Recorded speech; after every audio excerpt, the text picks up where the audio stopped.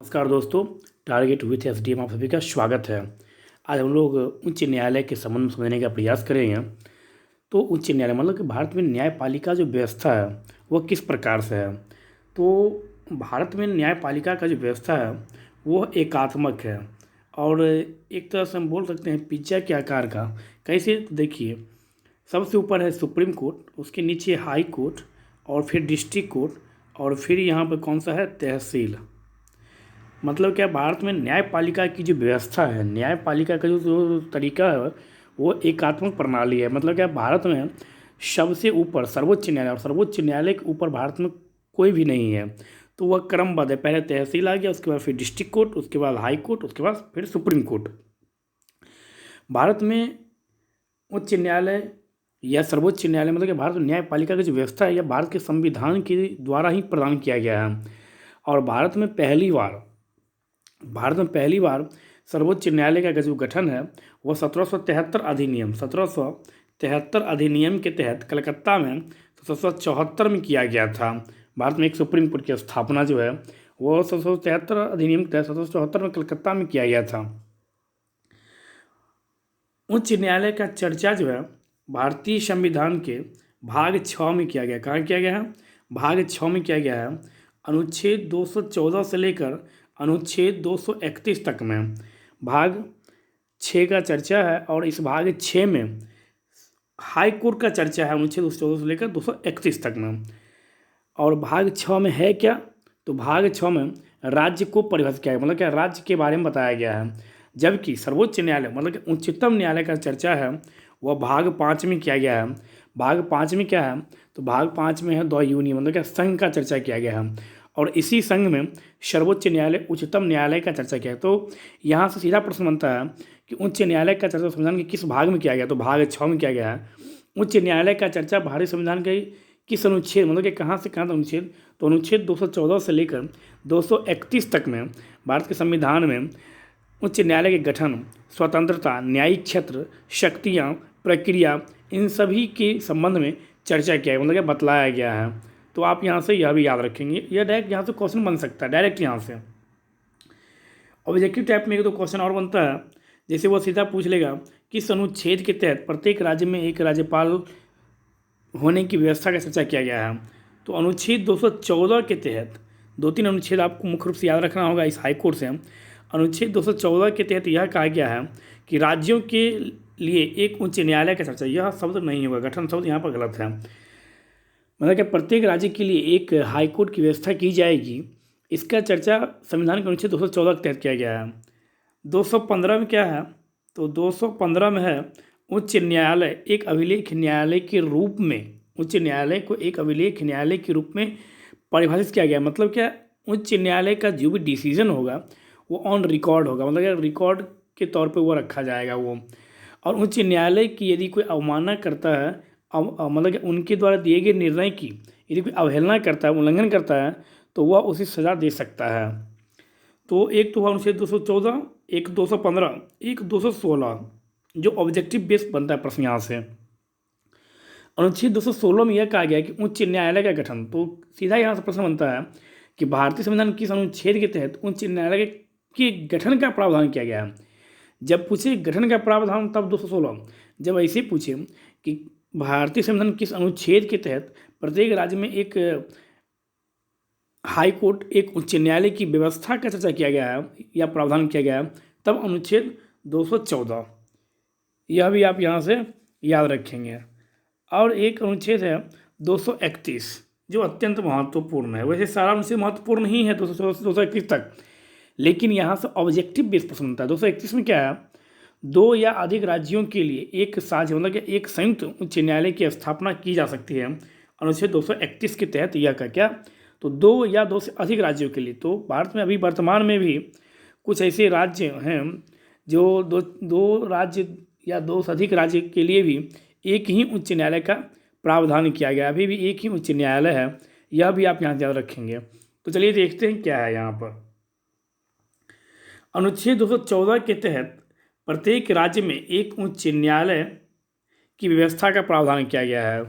तो किस अनुच्छेद के तहत? तो अनुच्छेद 214 के तहत प्रत्येक राज्य में एक हाई कोर्ट की स्थापना का चर्चा किया गया, व्यवस्था करने की चर्चा किया गया है।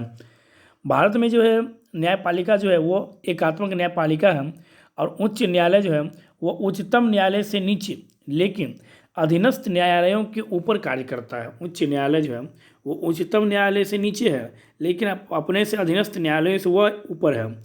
एक राष्ट्र की न्यायपालिका में एक उच्च न्यायालय और अधीनस्थ न्यायालयों का एक पद होता है। मतलब क्या है, एक राष्ट्र के निर्माण की भूमिका में जो है उच्च न्यायालय भी अपना एक अहम भूमिका निभाता है, और राज्य का सर्वोच्च होता है, वो स्टेट का सर्वोच्च होता है हाई कोर्ट। जिस तरह से अपने भारत में हाई कोर्ट के डिसीजन को के लिए आप जा सकते हैं सुप्रीम कोर्ट में, लेकिन एक हाई कोर्ट के डिसीजन के लिए आप किसी दूसरे हाई कोर्ट में नहीं जा सकते हैं। आप यह भी आप यहाँ से याद रखेंगे। वर्तमान में कुल 25 उच्च न्यायालय हैं। पहले 21 उच्च न्यायालय था। पहले कितना था? तो पहले कुल 21 उच्च न्यायालय था, लेकिन वर्तमान समय में 25 है। तेलंगाना का हाई कोर्ट हैदराबाद और आंध्र प्रदेश का हाई कोर्ट जो है वह अमरावती बना दिया गया है। तो इस कारण से भारत में वर्तमान में कुल, जब भी पूछे आपसे कि वर्तमान में कुल कितने हाई कोर्ट हैं भारत में, तो वर्तमान में कुल भारत में 25 हाई कोर्ट हैं। पहले कितने थे? तो 21 हाई कोर्ट थे। मार्च 2013 में मेघालय, मणिपुर तथा त्रिपुरा में नए उच्च न्यायालय की स्थापना की गई। कब किया गया? तो मार्च 2013 में। कहाँ कहाँ? तो मेघालय, मणिपुर और त्रिपुरा। जब कभी डेट पूछे तो मेघालय और मणिपुर 25 मार्च 2013 मेघालय और मणिपुर में 25 मार्च 2013 किया गया। जबकि त्रिपुरा हाई कोर्ट की जो स्थापना है वह 26 मार्च 2013 किया गया। और त्रिपुरा हाई कोर्ट का जो मूल स्थान है वो अगरतला है, और मणिपुर का इम्फाल और मेघालय का शिलोंग। कभी कभी वो ऐसा पूछता है कि मूल स्थान कहाँ है, मतलब कि कहाँ इसका हाई कोर्ट है, तो यह भी आप यहाँ से याद रखेंगे। और आंध्र प्रदेश हाई कोर्ट की स्थापना 1 जनवरी 2019 को आंध्र प्रदेश हाई कोर्ट की स्थापना किया गया। कहाँ? तो अमरावती में। और हैदराबाद में जो हाई कोर्ट था वह हो गया किसका हाई कोर्ट? तो वह हो गया तेलंगाना का हाई कोर्ट। यह भी आप यहाँ से याद रखेंगे। तो वर्तमान में कुल कितने का हाई कोर्ट है? 25। पहले कितने थे? 21, 24। तो मार्च 2013 में 3 स्टेट में हाई कोर्ट की स्थापना की गई, और 2019 में तेलंगाना और हैदराबाद का अलग अलग हाई कोर्ट कर दिया गया। कब? तो 1 जनवरी 2019 से। यह भी आप यहाँ से याद रखेंगे। अनुच्छेद 230 के तहत संसद कानून बनाकर 2 या 2 से अधिक राज्यों के लिए संयुक्त उच्च न्यायालय, मतलब कि संयुक्त हाई कोर्ट की स्थापना कर सकती है। अनुच्छेद 230 के तहत, सॉरी यहाँ पर होगा 231 के तहत, अनुच्छेद 231 के तहत संसद कानून बनाकर 2 या 2 से अधिक राज्यों के लिए एक संयुक्त हाई कोर्ट की स्थापना कर सकती है। तो अभी भी वर्तमान समय में कुछ ऐसे राज्य हैं जिनका अपना हाई कोर्ट नहीं, जिनका अपना उच्च न्यायालय नहीं है। 2-3 राज्यों का हाई कोर्ट एक ही स्थान पर है। तो इस प्रकार का प्रावधान कौन बना सकता है? तो संसद द्वारा। यह कभी पूछेगा, क्या सुप्रीम कोर्ट के द्वारा, क्या राष्ट्रपति के द्वारा, क्या प्रधानमंत्री के द्वारा, क्या हाई कोर्ट के द्वारा? तो जी नहीं, यह जो डिसीजन है, यह जो निर्णय है, यह भारत के पार्लियामेंट द्वारा कानून बनाकर यह निर्धारित किया जाता है कि 2 या 2 से अधिक राज्यों का एक उच्च न्यायालय होगा। अनुच्छेद 231 के तहत यह बतलाया गया है। अनुच्छेद 230 के तहत संसद कानून बनाकर किसी उच्च न्यायालय का विस्तार संघ शासित प्रदेश के लिए कर सकता है। मतलब क्या? उच्च न्यायालय का जो विस्तार है वह कौन कर सकता है? संघ शासित प्रदेश के लिए। तो उच्च न्यायालय का विस्तार संघ शासित प्रदेश के लिए संसद के द्वारा, क्या सांसद नहीं क्या बोला जा रहा है, संसद के द्वारा, मतलब पार्लियामेंट के द्वारा किया जाएगा कानून बनाकर। मतलब क्या? संसद कानून बनाकर किसी भी उच्च न्यायालय के शक्ति का जो है, जो संघ शासित प्रदेश में भी जो लागू हो, उसका विस्तार करके किया जा सकता है। किसके द्वारा? तो पार्लियामेंट के द्वारा कानून बनाकर। किस अनुच्छेद के तहत? तो अनुच्छेद 230 के तहत यह प्रावधान दिया गया है। जबकि अनुच्छेद 231 में क्या प्रावधान है? तो अनुच्छेद 231 में यह प्रावधान है कि संसद कानून बनाकर 2 या 2 से अधिक राज्यों के लिए एक संयुक्त रूप से एक हाई कोर्ट की स्थापना कर सकती है। यह भी आप यहाँ से याद रखेंगे। देखते हैं नोट। उच्च न्यायालय अधिनियम 1861 के तहत भारत में पहली बार 1862 में बॉम्बे, मद्रास और कलकत्ता में एक उच्च न्यायालय की स्थापना की गई थी। किस अधिनियम के तहत? तो उच्च न्यायालय अधिनियम 1861 के तहत भारत में पहली बार 1862 में बॉम्बे, मद्रास और कलकत्ता में एक उच्च न्यायालय की स्थापना की गई थी। तो कलकत्ता उच्च न्यायालय जो है इसका मूल स्थान कहाँ है? तो कोलकाता। और कलकत्ता उच्च न्यायालय का एक खंडपीठ भी है जो पोर्ट ब्लेयर में। कहाँ है?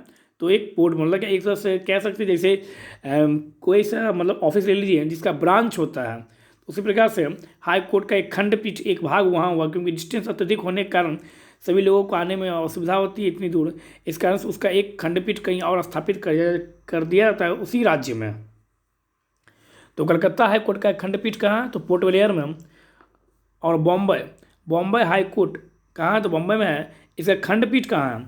तो बॉम्बे हाई कोर्ट का खंडपीठ नागपुर में है, पणजी में है और औरंगाबाद में, मतलब क्या 3 जगह इसका खंडपीठ है। और मद्रास हाई कोर्ट जो चेन्नई में है, इसका एक खंडपीठ मदुरई में भी है। यह भी आप याद रखेंगे। तो मद्रास हाई कोर्ट का खंडपीठ कहाँ है? तो मद्रास हाई कोर्ट का खंडपीठ एक मदुरई में है। कलकत्ता कहाँ है? तो पोर्ट ब्लेयर में। और बॉम्बे का तो नागपुर, पणजी और औरंगाबाद में खंडपीठ है। इन तीनों हाई कोर्ट की स्थापना कब हुई? 1862 में। यहाँ से सीधा प्रश्न पूछा जा सकता है कि बॉम्बे हाई कोर्ट की स्थापना कब हुई? तो 1862 ईस्वी में। मतलब भारत में सबसे पहले उच्च न्यायालय की स्थापना जो है वह कलकत्ता, बॉम्बे और मद्रास में हुई। कब? तो तीनों में एक ही वर्ष 1862 में। लेकिन किस अधिनियम के तहत जब पूछे तो कन्फ्यूज कीजिएगा आप, तो वहाँ पर कन्फ्यूज नहीं करना है। किस अधिनियम के तहत जब भी पूछे तो उच्च न्यायालय अधिनियम 1861 के तहत इन तीनों राज्यों में हाई कोर्ट की स्थापना की गई थी। तो थोड़ा देखते हैं किस राज्य में कैसा हाई कोर्ट है और निम्न संयुक्त उच्च न्यायालय है, मतलब ये कहाँ कहाँ संयुक्त उच्च न्यायालय है। तो पंजाब, हरियाणा, चंडीगढ़, इन तीनों के लिए एक ही उच्च न्यायालय है, चंडीगढ़ उच्च न्यायालय। पंजाब, हरियाणा और चंडीगढ़, इसके लिए एक ही उच्च न्यायालय है, चंडीगढ़ उच्च न्यायालय। यह भी आप यहाँ से याद रखेंगे। महाराष्ट्र, गोवा, दमन दीव, दादर और नागर हवेली, इन सब का हाईकोर्ट है बॉम्बे उच्च न्यायालय। किसका किसका? तो महाराष्ट्र, गोवा, दमन दीव, दादर और नागर हवेली, इन सबों का एक संयुक्त रूप से एक ही हाईकोर्ट है। वह कहाँ है? तो वह है बॉम्बे हाईकोर्ट। यह भी आप यहाँ से याद रखेंगे। असम, अरुणाचल प्रदेश, नागालैंड और मिजोरम, असम, अरुणाचल प्रदेश, नागालैंड और मिजोरम, इन 3-4 मतलब क्या असम, अरुणाचल प्रदेश, नागालैंड और मिजोरम, इन चारों राज्यों का एक ही उच्च न्यायालय है। कौन सा? तो गुवाहाटी उच्च न्यायालय। गुवाहाटी उच्च न्यायालय की स्थापना कब हुई? तो गुवाहाटी उच्च न्यायालय की स्थापना का जब भी कभी पूछे आपसे तो गुवाहाटी उच्च न्यायालय की स्थापना 1948 में हुआ था। आप यहाँ से यह भी याद रखेंगे। गुवाहाटी उच्च न्यायालय की स्थापना कब की गई? तो डायरेक्ट यहाँ से ऑब्जेक्टिव बेस पे प्रश्न बनता है। तो गुवाहाटी उच्च न्यायालय की स्थापना 1948 में किया गया। आप यहाँ से यह भी याद रखेंगे। और गुवाहाटी उच्च न्यायालय का जो खंडपीठ है वह कोहिमा में है, आइजोल में है और ईटानगर में। गुवाहाटी उच्च न्यायालय का खंडपीठ कहाँ कहाँ है? तो कोहिमा, आइजोल और ईटानगर में गुवाहाटी उच्च न्यायालय का खंडपीठ है। तमिलनाडु और पुडुचेरी, इन दोनों के लिए एक ही हाईकोर्ट है, मद्रास हाईकोर्ट। केरल और लक्षद्वीप के लिए कहाँ हाईकोर्ट? तो केरल और लक्षद्वीप के लिए हाईकोर्ट जो है वह एर्नाकुलम में। और इस केरल हाईकोर्ट की स्थापना हुई 1956 में। कब हुआ? तो 1956 में केरल हाईकोर्ट की स्थापना की गई। पश्चिम बंगाल और अंडमान निकोबार का हाईकोर्ट कहाँ है? तो कलकत्ता हाईकोर्ट। पश्चिम बंगाल और अंडमान निकोबार का संयुक्त हाईकोर्ट कहाँ है? तो कलकत्ता हाईकोर्ट। यह भी आप यहाँ से याद रखेंगे। नोट देके आप लिखेंगे, दिल्ली एकमात्र संघ शासित प्रदेश है जिसका स्वयं का एक उच्च न्यायालय है। दिल्ली एकमात्र संघ शासित प्रदेश है जिसका स्वयं का एक अपना उच्च न्यायालय है। यह भी आप यहाँ से याद रखेंगे। उच्च न्यायालय के न्यायाधीशों की संख्या निर्धारित नहीं है, मतलब क्या उच्च न्यायालय में कितने न्यायाधीश होते हैं इसका चर्चा जो है, इस प्रकार का जो कोई बात है यह निर्धारित नहीं किया गया है। अनुच्छेद 216 के तहत उच्च न्यायालय के न्यायाधीशों की संख्या का निर्धारण राष्ट्रपति द्वारा किया जाता है। अब देखिए 216 में क्या था? तो अनुच्छेद 216 में कुछ ही देर पहले बताया गया, अनुच्छेद 216 के तहत उच्च न्यायालय के गठन का प्रावधान किया गया है, जबकि 214 के तहत प्रत्येक राज्यों के लिए मतलब क्या उच्च न्यायालय की व्यवस्था का प्रावधान किया गया है। और 216 में ही यह भी कहा गया है कि उच्च न्यायालय के न्यायाधीशों की संख्या का निर्धारण राष्ट्रपति द्वारा किया जाएगा, लेकिन किस अनुच्छेद के तहत? तो अनुच्छेद 216 के तहत। तो यहाँ से सीधा प्रश्न बन सकता है, किस अनुच्छेद के तहत राष्ट्रपति के द्वारा उच्च न्यायालय के न्यायाधीशों की संख्या निर्धारित की जाती है? तो अनुच्छेद 216 के तहत। या उच्च न्यायालय में न्यायाधीशों की संख्या निर्धारित की जा सकती है या की जाती है किसके द्वारा? संसद द्वारा, संसद के कानून बनाकर, प्रधानमंत्री द्वारा, या सर्वोच्च न्यायालय द्वारा, या राष्ट्रपति द्वारा? तो राष्ट्रपति के द्वारा किया जाता है, यह भी आप यहाँ से याद रखेंगे। अब देखते हैं कि उच्च न्यायालय में जज बनने के लिए योग्यता क्या होनी चाहिए। मतलब क्या सर्वोच्च न्यायालय में आपको उच्च न्यायालय में, सर्वोच्च न्यायालय में, उच्च न्यायालय मतलब कि हाई कोर्ट में जज बनने के लिए योग्यता क्या होनी चाहिए? सर्वोच्च न्यायालय में जज बनने के लिए भी योग्यता है, तो जब हम लोग उच्चतम न्यायालय पढ़ेंगे तो वह देखेंगे। यहाँ पर है हाई कोर्ट मतलब क्या उच्च न्यायालय, कन्फ्यूज नहीं करना, उच्च न्यायालय और उच्चतम न्यायालय। उच्चतम न्यायालय मतलब क्या सर्वोच्च न्यायालय, सर्वोच्च न्यायालय मतलब क्या भारत का सबसे बड़ा न्यायालय, सबसे बड़ा कोर्ट, मतलब क्या उनके डिसीजन के खिलाफ आप कहीं नहीं जा सकते हैं। जैसे पहले सर्वोच्च न्यायालय के बारे में थोड़ा सा आप देख लीजिए। यहाँ पर सर्वोच्च न्यायालय मतलब क्या 1937 में दिल्ली में जिस कोर्ट की स्थापना की गई थी, 1935 भारत शासन अधिनियम के तहत, उस कोर्ट को पहले फेडरल कोर्ट मतलब क्या संघीय न्यायालय कहा जाता था। लेकिन 28 जनवरी 1950 से फेडरल कोर्ट का नाम बदलकर उच्चतम न्यायालय, सर्वोच्च न्यायालय एज ए सुप्रीम कोर्ट कर दिया गया। कब? तो 28 जनवरी 1950 से। यहाँ से डायरेक्ट प्रश्न कई बार पूछा जा चुका है कि भारत में सर्वोच्च न्यायालय का नाम या फेडरल कोर्ट का नाम सुप्रीम कोर्ट कब किया गया? तो 28 जनवरी 1950 को। यह भी आप यहाँ से याद रखेंगे। जबकि स्थापना कब की गई? 1937 में। किस अधिनियम के तहत? 1935 भारत शासन अधिनियम के तहत। तो अब देखते हैं हाईकोर्ट में जज बनने के लिए आपके पास क्या योग्यता होनी चाहिए। उच्च न्यायालय के न्यायाधीश के रूप में नियुक्ति के लिए व्यक्ति के पास क्या योग्यता होनी चाहिए? तो निम्नलिखित योग्यताएं होनी चाहिए। सबसे पहला क्या है? भारत का नागरिक होना चाहिए। भारत का मूल नागरिक हो ऐसा नहीं लिखा हुआ संविधान में कहीं पर भी, सिर्फ यह लिखा हुआ है कि भारत का नागरिक हो, he and she should be citizen of the India, उसे भारत का नागरिक होना चाहिए। दूसरा क्या है? राज्य की न्यायिक सेवा का कम से कम 10 वर्षों से अधिकारी हो। राज्य की न्यायिक सेवा में वह कम से कम 10 वर्ष से वो कार्य कर चुका हो, लेकिन चपरासी के पद पे नहीं कार्य कर चुका हो राज्य न्यायिक सेवा में, वो एक अधिकारी के रूप में वह कार्य कर चुका हो। या उच्च न्यायालय में पिछले 10 वर्षों से अधिवक्ता हो, या उच्च न्यायालय में या न्यायालयों में लगातार 10 वर्षों से अधिवक्ता के रूप में कार्य कर चुका हो। क्या हो? तो 10 वर्षों से कार्य कर चुका हो। तो यहाँ पर या शब्द का प्रयोग इसलिए किया गया कि भारत के मूल संविधान में, भारत के संविधान में जो है वो उच्च न्यायालय के जज बनने के लिए, न्यायाधीश बनने के लिए योग्यता के संबंध बस 2 ही बातें कही गई है।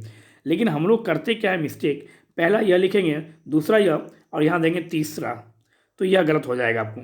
या लिखने का मतलब या तो आप इसको फुलफिल कीजिए या नहीं तो आप इसको फुलफिल कीजिए। इस दोनों से किसी एक को यदि आप फुलफिल कर रहे हैं तो आप उच्च न्यायालय में न्यायाधीश बनने के योग्य हैं। और यदि आप नंबर 3 यहाँ देते हैं तो इसका मतलब यह हो गया कि यह भी जरूरी है, यह भी जरूरी है और यह भी जरूरी है। तो संविधान एक बहुत ही खूबसूरत सब्जेक्ट है और इसको पढ़ने और लिखने के समय आपको सावधानी बरतना पड़ेगा आपको, क्योंकि एक एक शब्द यहाँ मायने रखते हैं। यदि आप यहाँ पर या हटा कर आप यहाँ पर और दे देते हैं तो आपका यह पूरा आंसर ही गलत हो जाएगा आपका। तो यह भी आंसर राइटिंग करते समय आपको यह भी ध्यान रखना है कि आप किस तरह से लिख रहे हैं आप। तो प्रयुक्त से मतलब क्या इन दोनों बातों से स्पष्ट है कि संविधान में उच्च न्यायालय के न्यायाधीश की नियुक्ति के लिए कोई भी न्यूनतम आयु सीमा निर्धारित नहीं की गई है। तो सीधा एग्जाम कोई पूछता है कि उच्च न्यायालय में न्यायाधीश बनने के लिए योग्यता या मतलब क्या न्यूनतम आयु है 35 वर्ष, 25 वर्ष, 30 वर्ष, इनमें से कोई नहीं। तो राइट आंसर होगा इनमें से कोई नहीं। मतलब क्या संविधान के द्वारा उच्च न्यायालय हो या उच्चतम न्यायालय हो, इन दोनों में से किसी भी न्यायालय में न्यायाधीश बनने के लिए मिनिमम एज जो है, न्यूनतम आयु जो है, यह निर्धारित नहीं किया गया है। मतलब क्या कहीं लिखा गया ही नहीं है कि न्यूनतम आयु इतनी होनी चाहिए। इस बात का भी हमें याद रखना है। संविधान में उच्चतम न्यायालय के विपरीत संविधान देखिए हाईकोर्ट में क्या है, तो हाईकोर्ट में आपको न्यायाधीश बनने के लिए यह 2 योग्यता अनिवार्य रूप से होनी चाहिए। पहला तो यह होना ही चाहिए कि भारत का नागरिक आप हो, और दूसरा न्यायिक सेवा में कार्य कर चुके 10 वर्षों से, या किसी भी मतलब उच्च न्यायालय में आप 10 वर्षों से अधिवक्ता के रूप में कार्य कर चुके हैं। लेकिन उच्चतम न्यायालय में हाई कोर्ट की अपेक्षा सुप्रीम कोर्ट में न्यायाधीश बनना आसान है। कैसे आसान है? तो सुप्रीम कोर्ट में जज बनने के लिए यह कहा गया है कि यदि आप न्यायविद हैं, मतलब क्या, यदि आप कानून के ज्ञाता हैं और राष्ट्रपति की नज़र में यदि आप बने हुए हैं तो आपको सुप्रीम कोर्ट में जज नियुक्त किया जा सकता है। जबकि हाई कोर्ट के संबंध में ऐसा कोई प्रावधान नहीं है कि यदि आप कानूनविद हैं, यदि आप न्यायविद हैं, यदि आप कानून के ज्ञाता हैं तो आपको राज्यपाल के द्वारा या राष्ट्रपति द्वारा आपको हाई कोर्ट में न्यायाधीश नियुक्त किया जा सकता है। तो हाई कोर्ट की तुलना में सुप्रीम कोर्ट में न्यायाधीश बनने के संबंध में एक स्पेशल प्रोविजन, एक स्पेशल योग्यता है। वह क्या है? तो यदि कोई व्यक्ति हो, भारत का कोई व्यक्ति हो, यदि वो कानूनविद है, यदि वह न्यायविद है, न्यायविद का मतलब क्या, यदि वह न्याय का ज्ञाता हो, कानून का ज्ञाता हो और राष्ट्रपति की नज़र में हो तो राष्ट्रपति उसे न्यायाधीश नियुक्त कर सकता है। कहाँ? तो उच्चतम न्यायालय में, ना कि हाई कोर्ट में। यह भी आप यहाँ से याद रखेंगे। तो आप कह सकते हैं कि संविधान में उच्चतम न्यायालय के विपरीत प्रख्यात न्यायविदों को उच्च न्यायालय का न्यायाधीश नियुक्त करने का कोई प्रावधान नहीं है। यह भी आप यहाँ से याद रखेंगे। अब देखते हैं इनकी नियुक्ति के संबंध में कुछ समझते हैं। कॉलेजियम की सिफारिश पर पहला क्या है? तो कॉलेजियम की सिफारिश पर राष्ट्रपति द्वारा इनकी नियुक्ति की जाती है। किसकी सिफारिश पर? तो कॉलेजियम की सिफारिश पर इनकी नियुक्ति की जाती है। उच्च न्यायालयों के न्यायाधीशों की नियुक्ति राष्ट्रपति द्वारा की जाती है। मुख्य न्यायाधीश की नियुक्ति राष्ट्रपति द्वारा भारत के मुख्य न्यायाधीश और संबंधित राज्य के राज्यपाल से परामर्श करने के बाद की जाती है। मतलब क्या? उच्च न्यायालय में जो मुख्य न्यायाधीश की जो नियुक्ति की जाती है वह भारत के मुख्य न्यायाधीश, मतलब चीफ जस्टिस ऑफ इंडिया, और संबंधित, मतलब कि जिस राज्य में किया जा रहा है उस राज्य के राज्यपाल से परामर्श के बाद ही की जाती है। जबकि अन्य न्यायाधीशों की नियुक्ति से संबंधित उच्च न्यायालय के मुख्य न्यायाधीश से भी परामर्श किया जाता है। 2 या अधिक राज्यों के साझा उच्च न्यायालयों में नियुक्ति में राष्ट्रपति सभी संबंधित राज्यों के राज्यपालों से भी परामर्श करता है। यह भी आप यहाँ से याद रख सकते हैं। तो कहने का मतलब है कि जो उच्च न्यायालय में जो न्यायाधीश की जो नियुक्ति की जाती है वह एक तरह से कॉलेजियम पद्धति के माध्यम से किया जाता है। तो सेकेंड जजेज केस जो है 1993 में आया था, उसमें उच्चतम न्यायालय ने यह व्यवस्था किया कि उच्च न्यायालय के किसी न्यायाधीश की नियुक्ति नहीं की जा सकती जब तक वह, मतलब क्या, उसे, मतलब क्या, द्वितीय सेकेंड जजेज केस में उच्चतम न्यायालय ने यह व्यवस्था दी थी कि तब तक उच्च न्यायालय की किसी न्यायाधीश की नियुक्ति नहीं की जा सकती है जब तक वह राय के अनुरूप ना हो। मतलब क्या? जब तक वह जो परामर्श किया गया है, जो सलाह दिया गया है, उसके अनुरूप ना हो। थर्ड जजेज केस 1998, मतलब क्या, सेकेंड जजेज केस था 1993 और थर्ड जजेज केस था 1998। इस मामले में उच्चतम न्यायालय ने कहा कि उच्च न्यायालय के न्यायाधीशों की नियुक्ति पर उच्चतम न्यायालय के मुख्य न्यायाधीश को 2 वरीयतम न्यायाधीशों से परामर्श करना चाहिए। मतलब क्या, 1998 में यह कहा गया कि उच्च न्यायालय में न्यायाधीश नियुक्त करने के संबंध में उच्चतम न्यायालय के मुख्य न्यायाधीश को अपने से 2 निम्न, मतलब क्या, जो उनके बाद जो वरिष्ठतम न्यायाधीश हैं उनके बाद, उनके प्रेजेंटेशन में उनके बाद जो वरिष्ठतम न्यायाधीश हैं सुप्रीम कोर्ट के, उन 2 न्यायाधीशों से इन्हें परामर्श करना चाहिए। इस प्रकार से अकेले भारत के मुख्य न्यायाधीश की राय से, मतलब हाई कोर्ट के न्यायाधीशों की जो नियुक्ति का जो चर्चा किया गया वह नहीं किया जा सकता है। तो 1998 तक एक चीज़ स्पष्ट किया गया कि हाई कोर्ट में न्यायाधीश नियुक्त करने के लिए डायरेक्ट सुप्रीम कोर्ट के चीफ जस्टिस के परामर्श नहीं किया जाएगा, जबकि यह कहा गया कि उनके द्वारा अपने से जो 2, कम से कम 2 वरिष्ठतम जो न्यायाधीश हैं उनसे परामर्श करके उच्च न्यायालय में न्यायाधीशों की नियुक्ति की जाएगी। इसी संबंध में 99 अमेंडमेंट आया था, 99वां संविधान संशोधन अधिनियम 2014, जिसको क्या बुलाता है? एनजैक, नेशनल जुडिशियल अपॉइंटमेंट कमीशन, जो कॉलेजियम के स्थान पर आया था। क्या? तो नेशनल जुडिशियल अपॉइंटमेंट कमीशन जो आया था, इसे 2015 में सर्वोच्च न्यायालय ने 99वां संविधान संशोधन तथा NJAC एक्ट दोनों को असंवैधानिक घोषित किया। यह भी हाल ही में जो बिहार PCSJ का जो एग्जाम हुआ इसमें पूछा गया था कि किस संविधान संशोधन को सुप्रीम कोर्ट के द्वारा पूर्ण रूप से असंवैधानिक घोषित कर दिया गया। तो 99 अमेंडमेंट, जिसके तहत एनजेक नेशनल जुडिशियल अपॉइंटमेंट कमीशन जो कॉलेजियम के स्थान पर न्यायाधीशों की नियुक्ति के लिए लाया गया था, उसे पूर्ण रूप से पहला ऐसा अमेंडमेंट है संविधान का जिसे पूर्ण रूप से सुप्रीम कोर्ट के द्वारा निरस्त कर दिया गया। कौन सा? तो एनजेक नेशनल जुडिशियल अपॉइंटमेंट कमीशन। कब किया गया? 2015 में। यह भी आप याद रखेंगे। यह निर्णय कब आया था? तो यह निर्णय सर्वोच्च न्यायालय के फोर्थ जजेज केस, किस केस में लिया गया? तो फोर्थ जजेज केस 2015 के केस में एनजेक को असंवैधानिक घोषित कर दिया गया। और यहाँ पर कोर्ट ने यह दिया था जो नई व्यवस्था मतलब कि यानी NJAC न्यायपालिका की स्वतंत्रता को प्रभावित करेगी और न्यायपालिका को संविधान के अनुसार स्वतंत्र रखा गया है। इस कारण से इस एनजेक को असंवैधानिक घोषित कर जाएगा। किसे? एनजेक को। तो कॉलेजियम की सिफारिश पर राष्ट्रपति द्वारा हाईकोर्ट के न्यायाधीशों की नियुक्ति की जाती है। कॉलेजियम में संबंधित उच्च न्यायालय के मुख्य न्यायाधीश तथा वरिष्ठतम न्यायाधीश भी सदस्य हों। कॉलेजियम में कौन कौन मेंबर हो सकता है? तो कॉलेजियम में जो मेंबर है वह कॉलेजियम में संबंधित मतलब कि जिस उच्च न्यायालय में न्यायाधीश की नियुक्ति करना है उस उच्च न्यायालय के मुख्य न्यायाधीश तथा वरिष्ठतम न्यायाधीश भी सदस्य होना चाहिए।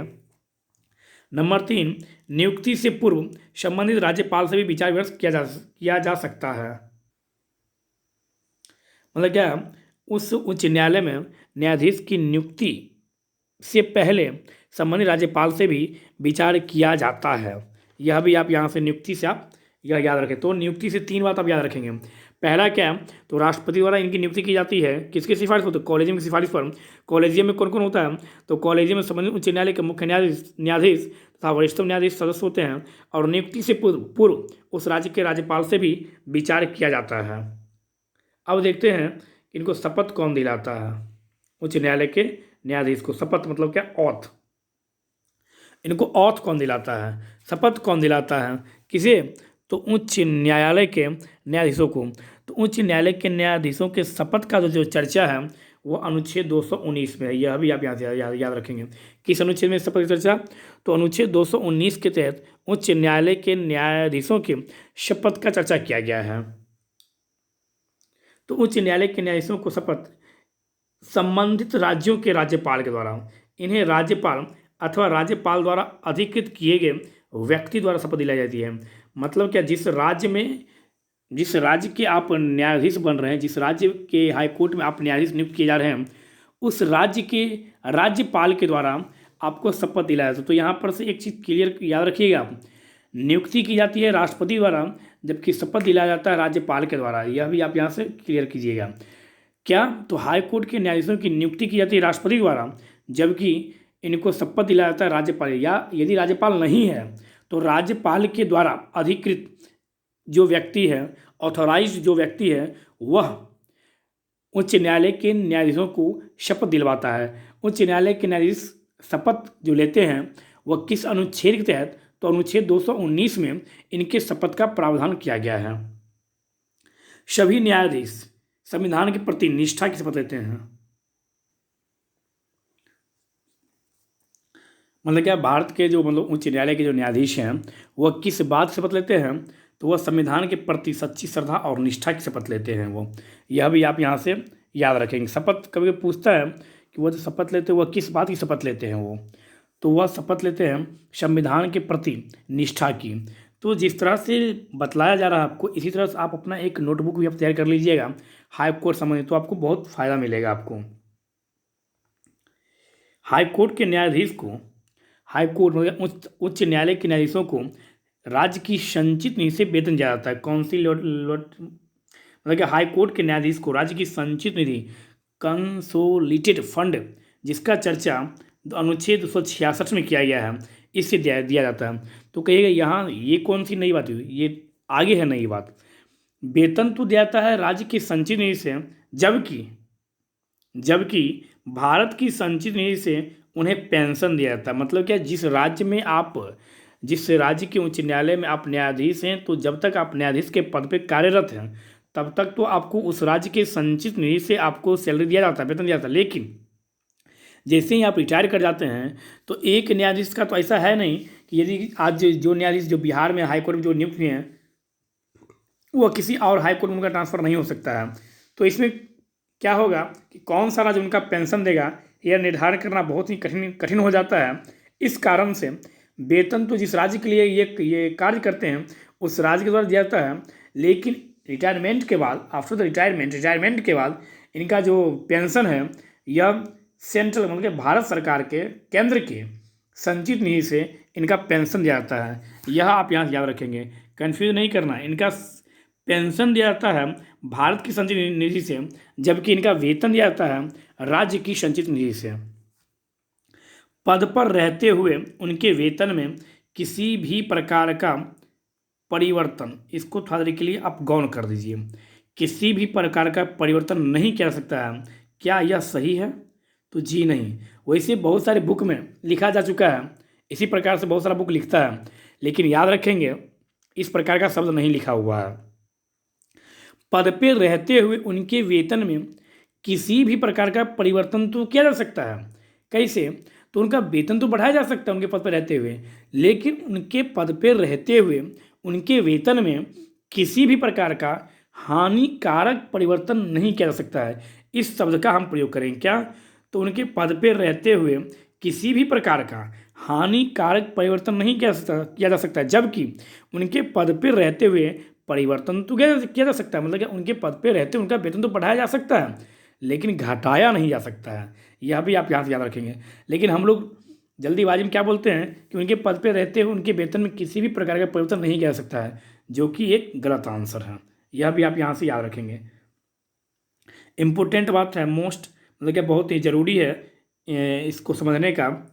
तो अनुच्छेद 220 के तहत उच्च न्यायालय के न्यायाधीश सेवानिवृत्ति के बाद उन उच्च न्यायालयों में अधिवक्ता के रूप में सेवाएं नहीं दे सकते हैं जिन उच्च न्यायालयों में उन्होंने न्यायाधीश के रूप में कार्य किया है।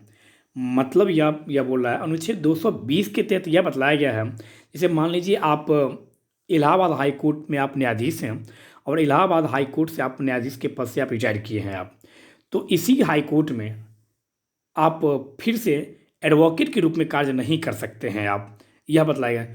तो क्या आप पटना हाई कोर्ट में कर सकते हैं? यदि आप पटना हाई कोर्ट में कभी भी पूर्व में आप यदि वहाँ भी आप यदि वर्क कर चुके हैं, आप अपना सेवा दे चुके हैं, तो आप वहाँ भी एडवोकेट के रूप में कार्य नहीं कर सकते हैं। अनुच्छेद 220 यही बतलाता है कि जो भी उच्च न्यायालय के जो न्यायाधीश हैं वो अपने रिटायरमेंट के बाद, सेवानिवृत्ति के बाद उन उच्च न्यायालयों में, मतलब क्या किन किन उच्च न्यायालयों में, तो जिस उच्च न्यायालय में आप कार्यरत रह चुके हैं, आप अपनी सेवा दे चुके हैं, उन उच्च न्यायालयों में आप एडवोकेट के रूप में कार्य नहीं कर सकते हैं। और यह भी आप यहाँ से याद रखेंगे, अत्यंत महत्वपूर्ण, इस चीज़ को याद रखिएगा और इसको नोट कर लीजिएगा। न्यायाधीश का कोई भी कार्यकाल नहीं होता। सुप्रीम कोर्ट के न्यायाधीश की 65 वर्ष तथा उच्च न्यायालय के न्यायाधीश के 62 वर्ष सेवानिवृत्ति की आयु होती है। यह याद रखिएगा, कितनी अच्छी बातें लिखी गई है। न्यायाधीश का कोई भी कार्यकाल नहीं होता, मतलब कि कोई कार्यकाल नहीं होता है उनका जो इतना साल, बस यह दिया गया संविधान में कि सुप्रीम कोर्ट के न्यायाधीश 65 वर्ष तथा उच्च न्यायालय के न्यायाधीश 62 वर्ष उनकी रिटायरमेंट की आयु है। तो कितना? तो सुप्रीम कोर्ट याद रखेंगे 62 वर्ष और हाई कोर्ट हम याद रखेंगे कितना? तो हाई कोर्ट हम याद रखेंगे 62 वर्ष और सुप्रीम कोर्ट 65 वर्ष। यह इनकी कार्यवाहक मतलब कि कार्य करने के लिए यह उनकी आयु बतलाई गई है। तो यहाँ से आप यह याद रखेंगे। तो आज हम लोग हाई कोर्ट के संबंध में कुछ बेसिक जानकारी लेने का प्रयास किए हैं और हम उम्मीद करते हैं कि यहाँ से आप लोग को समझने में आसानी होगा। और यदि वीडियो अच्छा लगे तो आप लोग शेयर कीजिए, सब्सक्राइब कीजिए और कमेंट्स कीजिए। धन्यवाद।